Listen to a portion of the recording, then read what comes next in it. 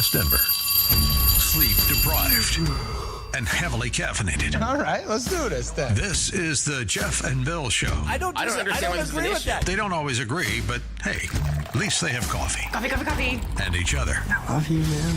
God help us. I want to bless him. We need all the help we can get. Now here's Jeff Hunt and Bill Thorpe. The Jeff and Bill Show on News Talk 710 KNUS.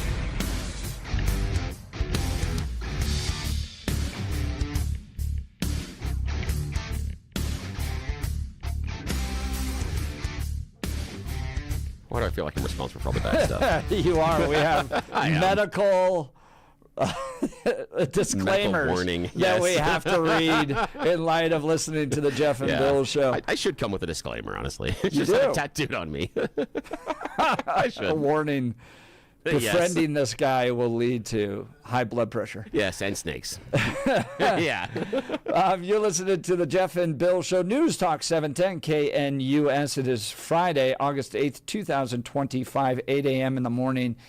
We've got a great hour ahead of you. We're going to talk gerrymandering, what's happening in Texas, and is the like sheen off the turd here. Yeah. Have we When taken it the comes mask to off? Have we taken the quiet words and spoken them out loud? Right, like we used to just go, wow, it's important to keep types of people together so that their values are reflected in their elected leadership. Now it's like, no, power. Yeah. Raw power, baby. We want to keep our jobs. And we know Democrats have been about this forever. Hell but now yeah, Republicans are like, well, we're not even going to wait until the census anymore. We got the power. We're going right now. We'll talk about what's happening in Texas, the lawmakers, the latest on all that. We're also going to be joined by Chaim Goldberg of the Intermountain Jewish News on the latest on what's happening in Israel and Gaza. It's going to be a great conversation you're not going to want to miss. And then we're riding into the sunset with Jeff Hildebrandt, some 710K and U.S. cowboy poetry as we wrap up the show near 10 o'clock. So lots to cover today. Now it's time for News and Comment with Blake Olson. Blake Olson. Blake Olson, News and Comment.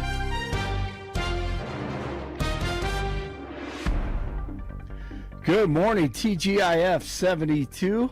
Mostly cloudy outside. It's beautiful. Expecting a high of 96 today.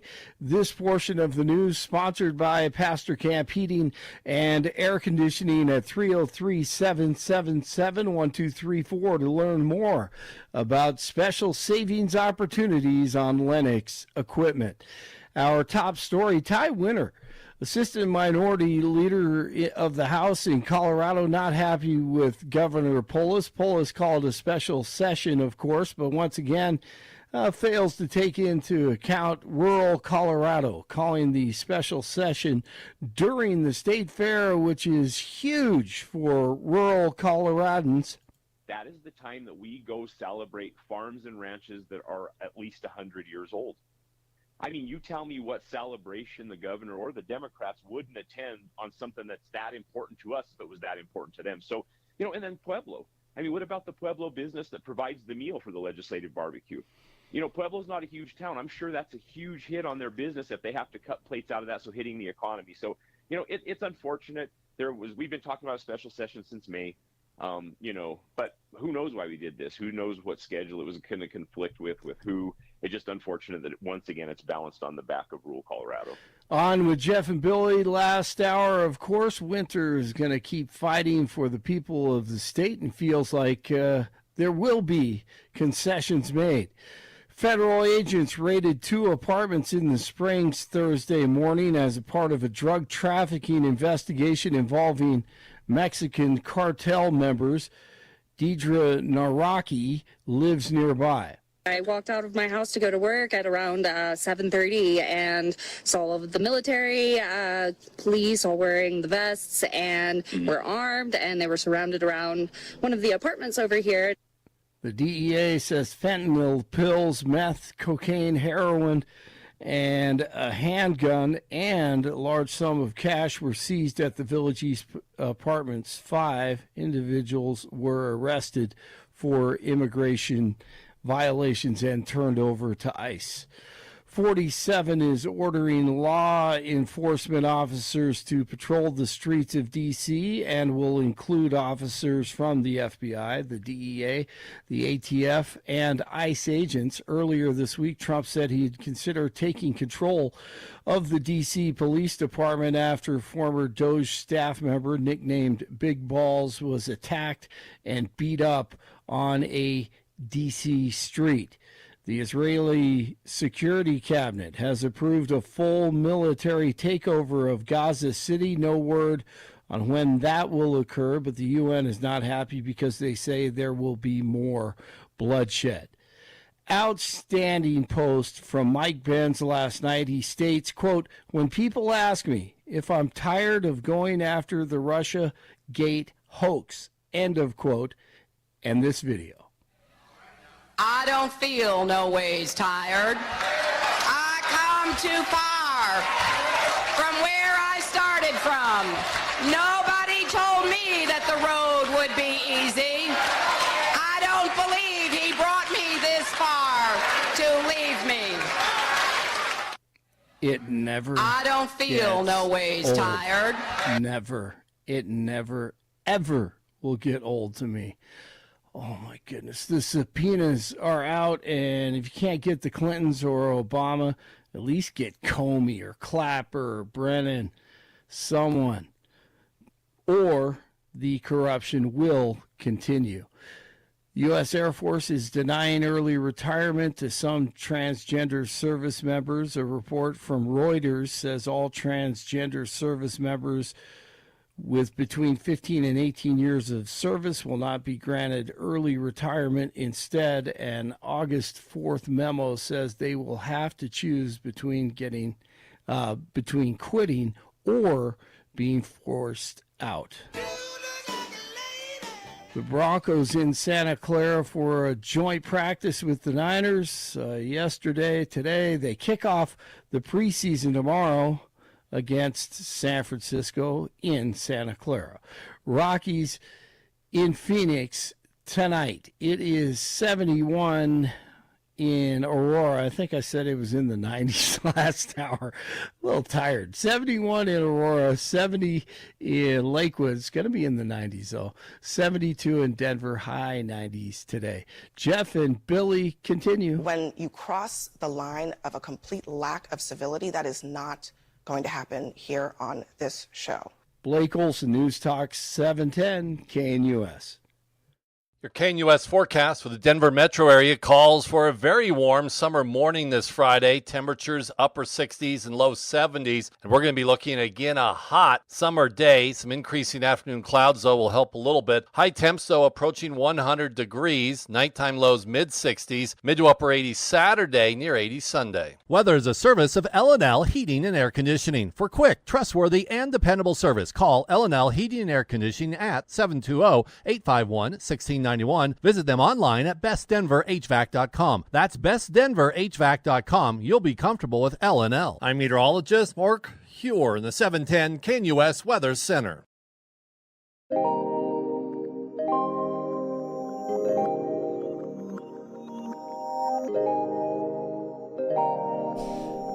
Bill, people are responding to our idea of holding the special session down there, and someone wrote, we should have a legislator rodeo. Okay, the issue is that this is what I want to see, though. This is it. Okay, the legislature rodeo would be fantastic, but what I would love to see is we need to combine the legislators and the mutton busting. Yes, that's what I was thinking, too. We have to put kids now you got to explain what mutton busting is. Mutton busting is where you put the kids with a helmet on the back of a sheep and they try to ride them around the ring. But what I'm doing is I want to put the saddle on the legislature and the kid on their back. And the legislator has to get the kid off. And the kid has to hang on. I just, okay, I didn't say that it was going to be easy for everybody, but I think that would be there's fun. going to be some heart attacks that happen there. Yes, I know. But again, imagine the kid that, because, if it was me and they put the kid on my back, you'd be like, oh, okay, oh, you beat me. And then I just lay down. Now the kid wins. Kid gets a prize. Everybody's good. Yeah, I fall face and goes into cow poop. I would just love to see the tears. You'd see a lot of tears and worry. These lawmakers that hardly know anything, have never gotten on an animal. Yeah. Because getting on a wild horse and it's crazy. It's not. It is crazy. Or a bull. This way, we give him an option. You can either do the bucking bronco, and we can give him the older, near retirement bucking broncos. That's okay. Or they have to compete in the cow chip throwing contest. One or the other.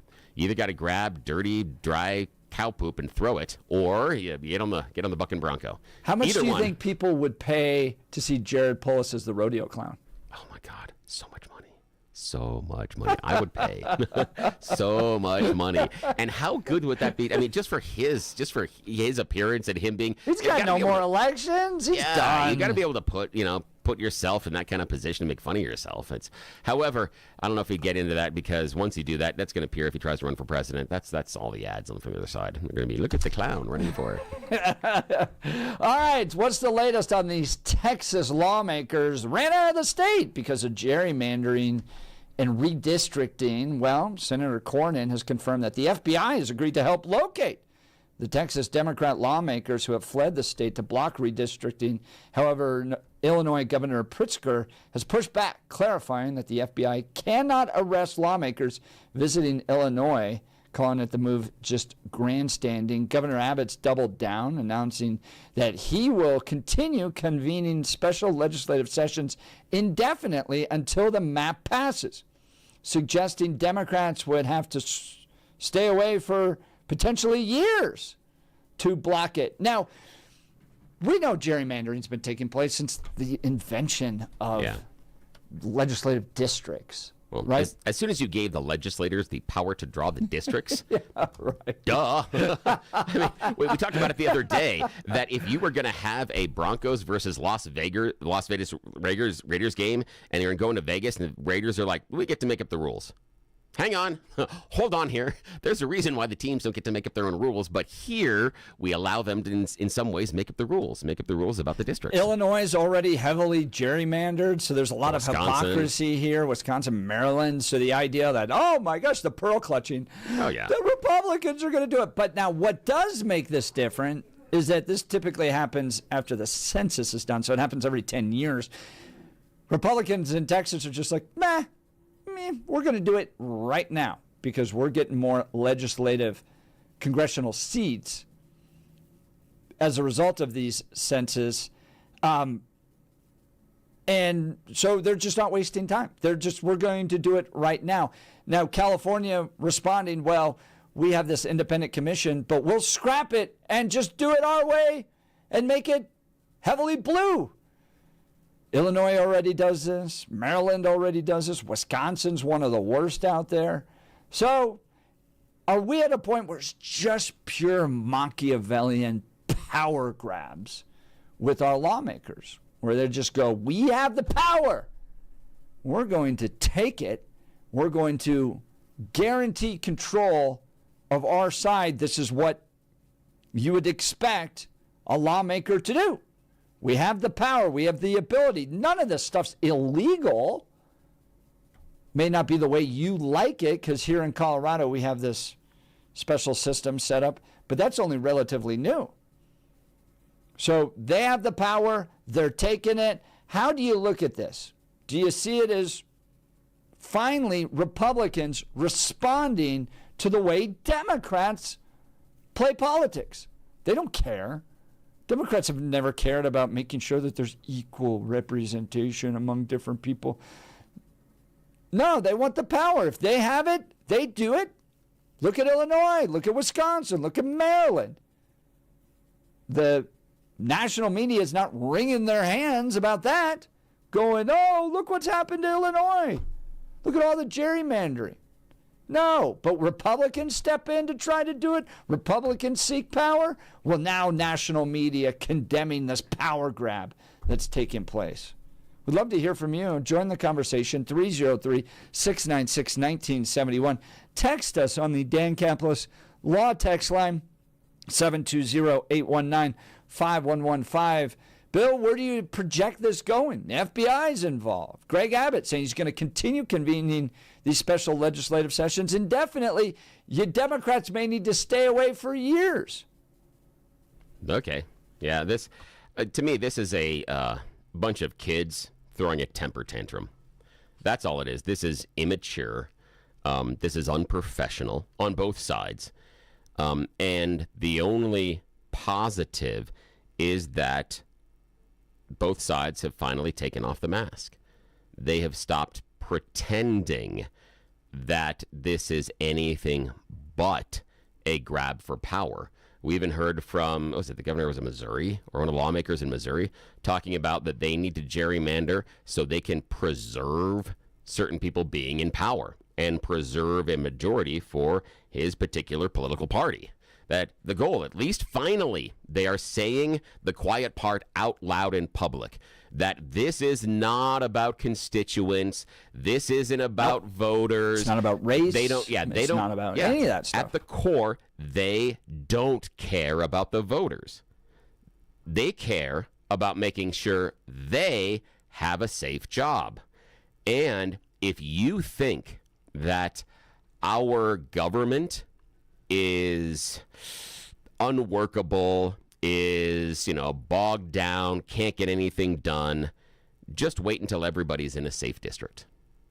When everybody's in a safe district, you don't have to vote for anything because they'll return you to power no matter what. Here's the example. Anybody remember Pat Schroeder? And now Diana DeGette. Yeah, right. she's going to do whatever she wants. Yeah, right. Yeah. She could not show up and live on a yacht. Exactly. And she's still going to win. Look, that's the problem. We have elements of society that are not necessarily for the greater good. So, say defense attorneys, for instance, right? Yes. Defense attorneys are not interested in truth. No, not at all. They're not interested in justice. No. They have one mission. Yeah. And their mission is to get their client out of the situation they're in. Yep. Right? Yep. Right? OJ's defense attorneys are not going, well, what really happened to Nicole Brown Simpson? Yeah. They're going, my job is to get him out of this situation. Now, our society has said that pure Machiavellian special interest is important to our society. We don't try to stop it. We just say that's part of the justice system. We have the prosecutors who believe there's a crime that's been committed. They're trying to get to the truth. They want justice. Defense attorney's not interested in any of that. Their sole job is to try to get somebody out. So, what's wrong with bringing that same mentality to our rulemaking with regards to jurisdiction drawing and mapping? Right? Their job and interest is not to provide equal representation to the people. Their job and interest is to maintain power for the party they represent, get it, win it. I would say the Democrats have been great at that in Colorado. They don't fight. Like, look at the way they treat their elections versus the way Republicans do. Republicans are like, the most pure conservative must be our nominee. And they go out there and they fight each other, and you're not pure enough. No, because we must have purity. Democrats, on the other end, are like, we're just going to win. I don't care if that person's got a bad background. I don't even care if they're with us at all. It's about power. We get in there, and once we're in there, then we can come up with all the policies we want to pass. But we can't do any of that if we don't have power. So get power.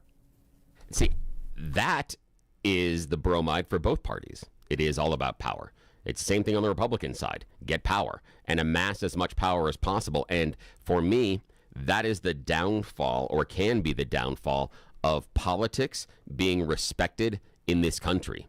And the two names that I'll put on the table, we just talked about Diana DeGette. There, we have a long list of Republicans. No one ever came close to her. So what Diana does doesn't matter. She's going to get reelected. She's never worried about campaigning for re-election. She's never worried about taking a position. But she's a solid vote for Democrats when they need her. Yep. And if they had just a little bit more, and Hakeem Jeffries becomes Speaker, well, then Diana DeGette plays a huge role. Yeah, she does. Now, what I want to do on the state level is let's talk about Tim Hernandez and Elizabeth Epps. Those were people that the Democrats placed, Elizabeth Epps earning it, but Tim Hernandez was placed into power. He was given that seat and didn't have to earn it. then when both of them had to face voters, when Elizabeth Epps did some weird things around Israel and disrupting some of the sessions and some of the lawmakers' business down there, the voters turned around and said, nope, not you. And that's where I'm kind of going with this, is the voters do need to be able to provide that check and balance. And the idea of letting the people that are in power, because again, it's a majority, then decide the rules on how the game is going to be played going forward based on where the boundaries are for districts, you're going to get unbalanced districts. You're obviously going to get unbalanced districts because that's the motivation. When the motivation is for them to stay in power, I think we're forgetting the real reason here. Why did they get elected in the first place? They're supposed to be representing the voters. But as soon as we start drawing these districts so that the elected official stays in power, not because the elected official is doing what the voters want, but because of the boundaries of the district, now we got a problem. Because you're fundamentally breaking, in my mind, Bill, the deal with the voter. You're breaking the deal with the voter. But I understand the altruistic concern, but as Eric Manning points out, gerrymandering's been happening for a long time. Illinois, Maryland, Wisconsin all did it. You don't see the hand wringing from the national media. Now Republicans fighting fire with fire. We're taking control of our state the same way you Democrats have taken control of Illinois, Maryland, and others. So get used to it. Now, all of a sudden, it's, well, we're not representing the people well, and this thing is all geared towards power. It's always been geared towards power. No one ever cared about it until Republicans did it. I disagree. Now we're starting to fight back. I disagree. There have been fights in both Wisconsin and Illinois over gerrymandered districts for a long time, especially in Wisconsin. I have family that lives there, and there have been arguments inside of Wisconsin about certain gerrymandered districts, and there have been huge arguments both of their state Supreme Court and then at their legislature. Yes, gerrymandering has been going on. I think the reason that this is getting so much media attention right now is twofold. One, it's that we've taken the mask off. That it is, we want power. We want 5 more seats. And when President Trump comes out and says that in Texas, the Republican Party is, and I'm using air quotes, entitled to 5 additional seats. Entitled. Now, that's different. That's not going out and earning 5 seats with the voters. That is entitled.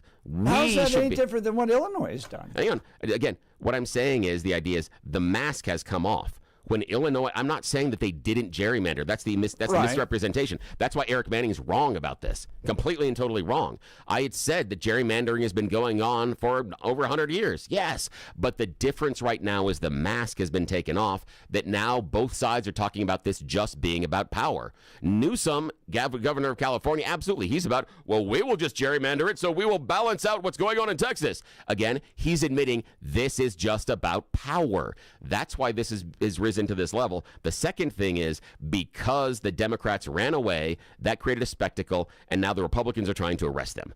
Because both sides are acting like children, it's becoming a spectacle. You have adults that are lawmakers acting like they are 7 years old. You can't find me, I'm running away, I'm not on base, you can't touch me, I'm not tagging. Shut up. None of you are doing your jobs, and you're acting like kids. That's why this thing is rolling. But I still say the important thing here is that the mask is finally off, because you think that our government's going to work if you gerrymander all these districts. And I'm talking about both Democrats and Republicans. If everybody sits in a district like Diana to get, you think a damn thing is ever going to get done in Congress? Because Diana, if she's up there and she's in a safe seat and you got a Republican majority, she can gum up the works all she wants, and she pays no political price for it. That's the issue. Some are calling for federal legislation to address this. Do you agree? Should there be federal legislation? So look at the way Colorado does this. We've got a panel. It's made up of Republicans, Democrats, and independents, 4 each, so 12-member panel. And the final map has to include votes from 2 independent lawmakers. So do you like the way Colorado's done this? There's still going to be partisan power in an effort to influence this map, but it's been balanced out among Republicans, Democrats, and independents. And when you look at Colorado, let's look at the fruit of it, okay? You could make the argument that, yes, it absolutely works. Look at this. We have 4-4. We're a blue state, and we have 4 Republicans and 4 Democrats in Congress. Or you can make the argument, no, this doesn't reflect the state at all. How is it that Jared Polis wins by nearly 20 points and we're equally represented in Congress? How does that reflect the will of the people? So I could see an argument on both sides of that. What do you want to do to address it? Give us a call. Would love to hear from you. 303-696-1971. 303-696-1971. Text us on the Dan Caplis Law text line, 720-819-5115. That's 720-819-5115. Speaking of Danny C., this guy's fantastic. I've known Dan for well over a decade. Pro-life, pro-family, pro-faith, pro-America. This matters because who you choose to represent you in an injury case is going to say a lot about you to everybody involved in the case. Dan Caplis has delivered 40 years of justice for people hurt in serious motor vehicle crashes, the son of a police officer and a former seminarian. Listen to his courtroom record. Dan is believed to be the only lawyer in Colorado history to win 5 straight multi-million-dollar verdicts in Colorado crash cases. Dan is also believed to have won the largest truck crash verdict in Colorado state history. In fact, Dan Caplis Law is so trusted, Dan Caplis is the official law firm partner of the Denver Nuggets and the Colorado Avalanche. Dan Caplis Law, a serious firm for serious cases. Dan accepts righteous injury cases on a percentage fee basis so that he can represent good people from all walks of life without regard to ability to pay. So if you need Dan's help, give him a call. Here's the phone number, 303-770-5551, 303-770-5551, or hit dancaplisLaw.com. That's Dan, C-A-P-L-I-S law.com. All right, we'll continue with your phone calls and texts. You're listening to The Jeff and Bill Show. This is Denver's Talk Leader, News Talk 710, KNUS.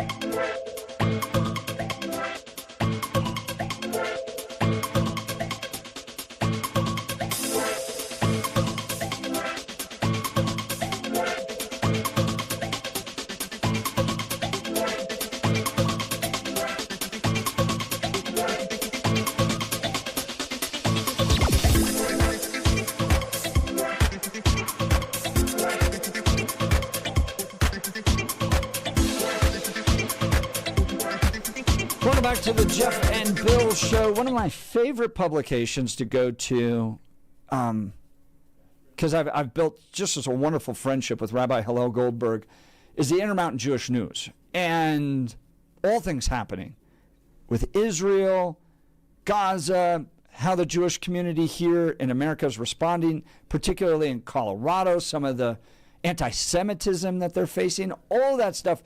You can get the latest at Intermountain Jewish News, great local newspaper.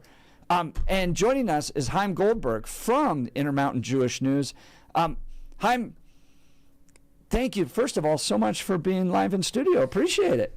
Great to be here. Well, it's great to have you here because you're traveling from Israel, right? You're in town. You don't live here throughout the year in Colorado. You actually live in Israel, right? That's right. I've been on air via phone. My first time in the studio.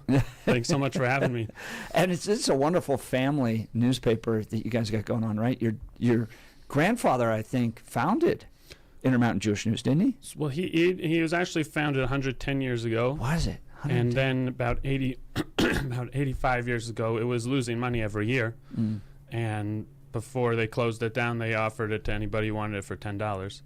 And he took it, he turned it around, and 85 years later, it's now the fourth oldest Jewish weekly in North America. Oh, I love visiting the print office, the newspaper office, all that stuff, because your dad was your grandfather was this force in Denver politics. There's pictures of him with Martin Luther King, with Billy Graham. I mean, he knew everybody, was on television. He was kind of a big personality. He brought the first TV channel to Denver. He was instrumental in all the fundraising for Rose Hospital. Oh, that's great. I think he had a meeting with Dwight Eisenhower. He had him on the show. I've seen. He had big people out there. And then your dad, now currently the editor, Rabbi Hillel Goldberg, also a great force, great man, active in the community, meeting with lawmakers. Your dad has basically taken over for your grandfather, run that his whole life, right? Yeah, I mean, in between it was my grandmother. So my grandfather unfortunately passed away at a relatively young age. And my grandma, who had no previous experience necessarily, she came in and she even grew it further. And then my dad's been there the last 40 years. And 40 years. You know, it's hard work. Doesn't come with high compensation, but it's an important service for the community. And then the family continues. Your sister, right? That's right. Is Shauna, listener of the show, great friend. We interact and share emails. I appreciate her input. Is she currently the editor? Assistant publisher. Assistant publisher, so it's continuing. And then you write for the newspaper as well. But you live in Israel, and what else do you do in Israel? So I'm a rabbi. I teach part-time. Primarily, my work is as a psychologist, educational psychology. So I'm working with kids from kindergarten to 6th grade. And then I also write. I write a couple articles a month, primarily for the Intermountain Jewish News. And you serve in the IDF? I enlisted a year ago. I mean, after I kind of wanted to do it a while ago, when I was young, and I didn't. And after October 7th happened, I didn't. There was an opportunity presented itself for old geezers like myself. I'm 31, but that's a geezer by Army military standards. And I couldn't pass it up. My wife supported me, and I saw that. We had a lot of friends, Jewish friends here, that took time to head back to Israel. I was part of Facebook groups on how you could volunteer to come help either in like the agricultural industry or, for Jews, I think all over the world, October 7th became that moment of return to the homeland, find ways to serve in any capacity. Absolutely. I mean, and even from the diaspora, from here in America, I mean, there's so much that can be done to support also, and both Jews and non-Jews have given tremendous support over the last 2 years, and That's it's been a difficult 2 years, and it's important that we keep in mind how this thing started and where the right side of history is. Yeah, well, let's talk about latest developments. Last night we saw breaking news that came that Israel's decided it's going to basically occupy Gaza City and parts of Gaza where the military typically has not been. So tell us what you're hearing in Israel, why this is important, why this is historic, and how do you think this is all going to play out? Chaim Goldberg. It's a great question. I've had as much time as you have to process it all. But I'm pretty ambivalent about the decision. And I think the country as a whole is also, pretty conflicted. I think in a certain sense, most of the country's not happy right now because this plan is neither here nor there. And I think whichever way you go, I think it would be better you go all out, say we got to occupy all of Gaza. Hamas has had 2 years to make a deal to release the hostages. They're not doing it, and it's not going to happen unless, there's a full military control. Alternatively, you say, right now, we got to just take the gains we have and, see what happens if there's a pause, come back to it, but to sort of keep it's sort of being billed as historic because 3 days ago Netanyahu said they'll occupy all of Gaza. That would have been a very big move. Now they're just saying Gaza City, which is a big move, but it's in a certain sense just, kind of keep going on this piecemeal format that's been for the last number of months. And there's a lot of determination in Israel, but you really got to have a solid sense of like what the end goal is to keep going out there strong. Well, I agree with it. I don't know how you at this point live next to people that continue to want to murder you all the time, right? And send rockets over. And we saw what happened on October 7th. I saw the IDF videos. It's heart-wrenching. So you can't live next to people like that. So I understand the strategy of either we got to go all in but this kind of piecemeal approach isn't working. Headlines here in America, people complaining, though, that there's a genocide taking place, that what Israel's doing to Gaza is starving the people, is committing a genocide. What's your response? I think it's important, whatever, what I was commenting on just a minute ago is strategically, and I'm not a strategic expert, but, there can be differences of opinion whether this is strategically wise or not, but it's so critical to keep in mind, no matter what the decision is, where the moral side of this war is and what's morally justifiable and what's not. And this war started with Hamas on October 7th murdering civilians in their bed, and not just murdering civilians, raping them, beheading them, and parents in front of their kids. Really, really gross things that I'm not even comfortable, saying out loud on there. And 2 years later, so that same moral justification for starting the war is the same moral justification for continuing today. Hamas is still there. They're still committed to coming back and do this again. Their spokesperson said we'll do as many October 7th as we can. And Israel has a moral right and a moral obligation to defend its citizens. And Hamas, it's important to point out, in a certain way, we talk about Iran as being the head of the octopus, and they're the most fearsome, and in terms of the weapons they have, sure, they are. But in terms of the most evil, I think that Hamas is way more evil than Iran. We had this operation against Iran, and for all of the fearsomeness of Iran and their weaponry, it was 12 days, and it accomplished a tremendous amount. And here we are with Hamas 2 years later, and the primary reason for that is because Iran, for all of their nuclear weapons, they operate like a country with an army and a military, and there's military sites, and so Israel could attack their military sites. And Hamas only operates from within civilian populations.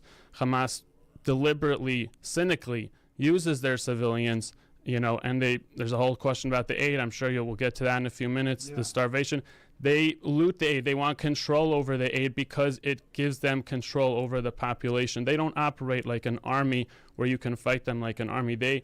Their whole design is to cause as much suffering, not just to Israel, but to their own population. And it's working. Then the international condemnation comes in.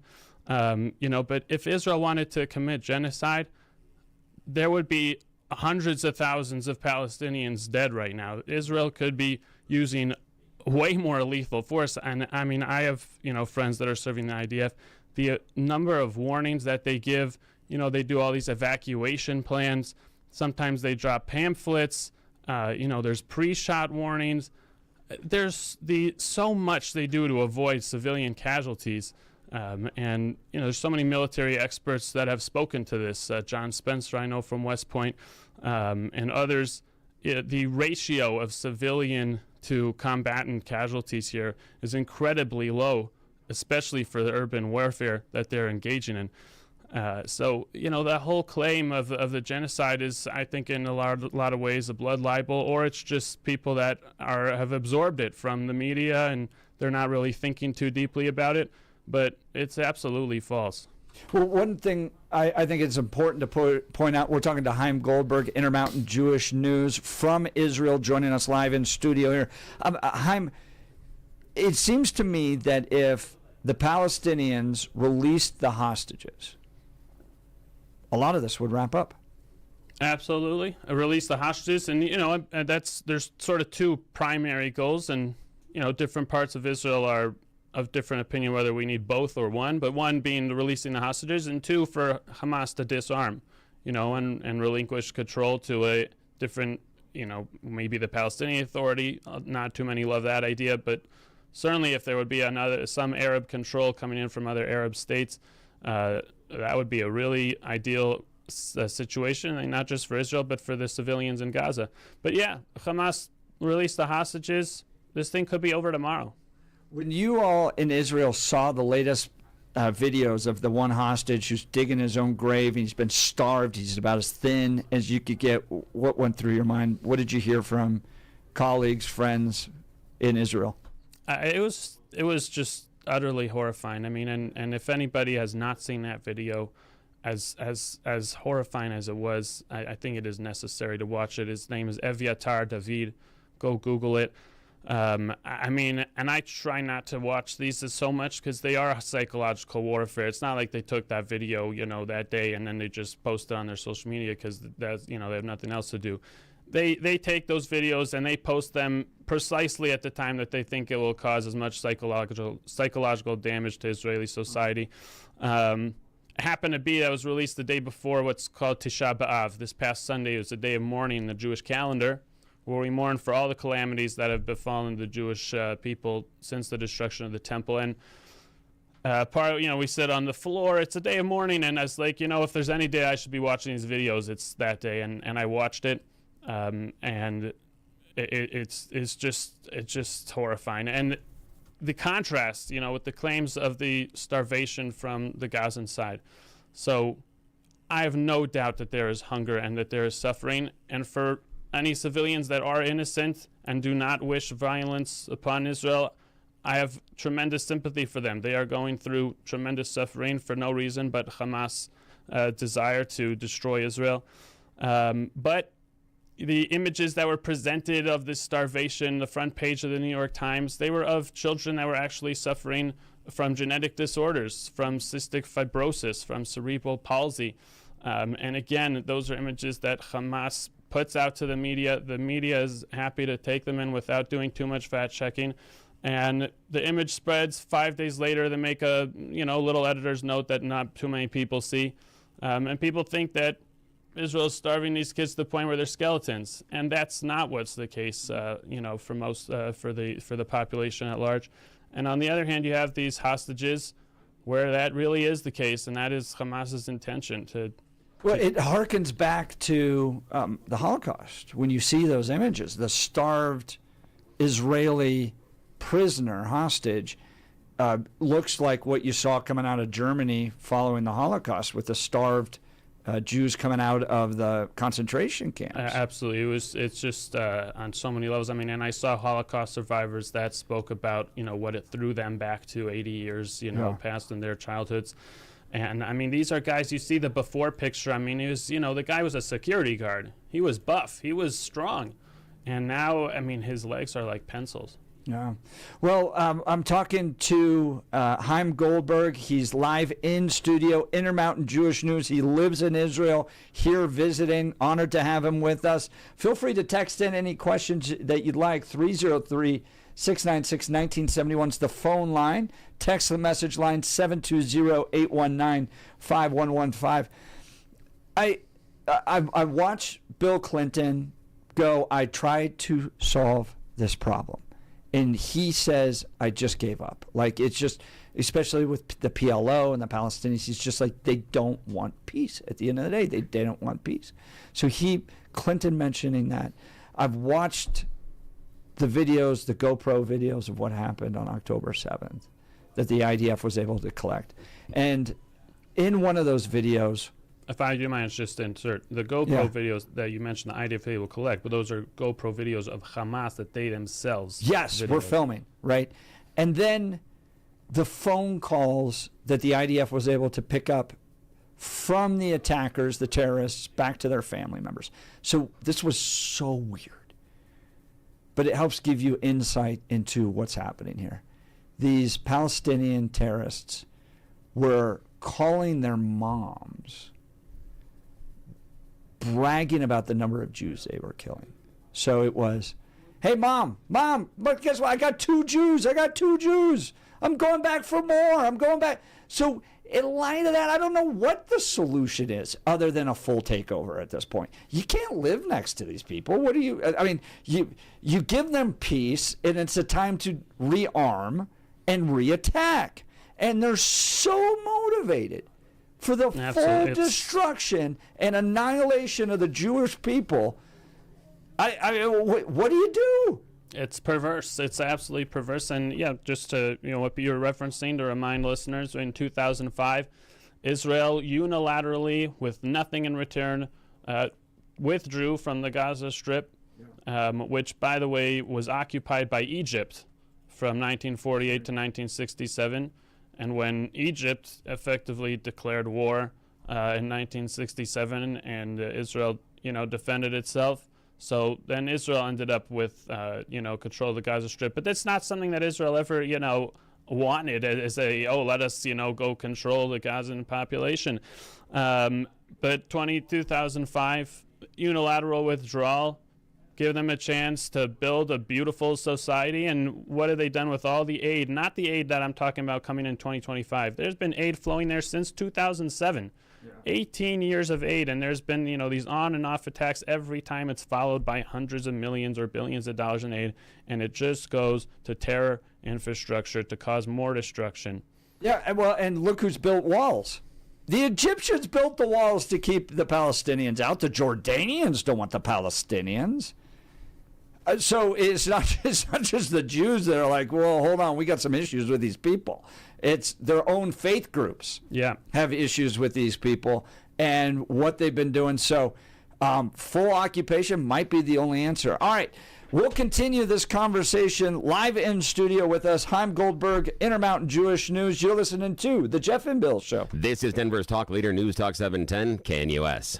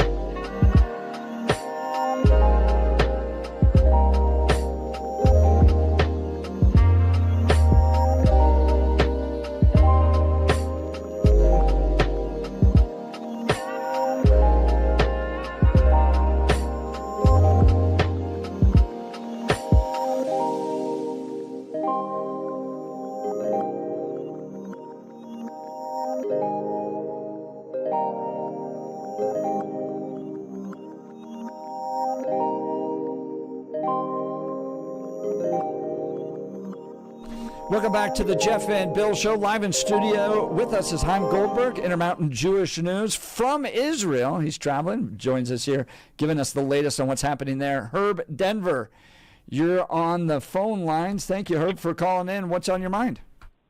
Well, I just want to say hello to Chaim. I met him this earlier in the week at Beis Menachem Chabad. This is Herzl.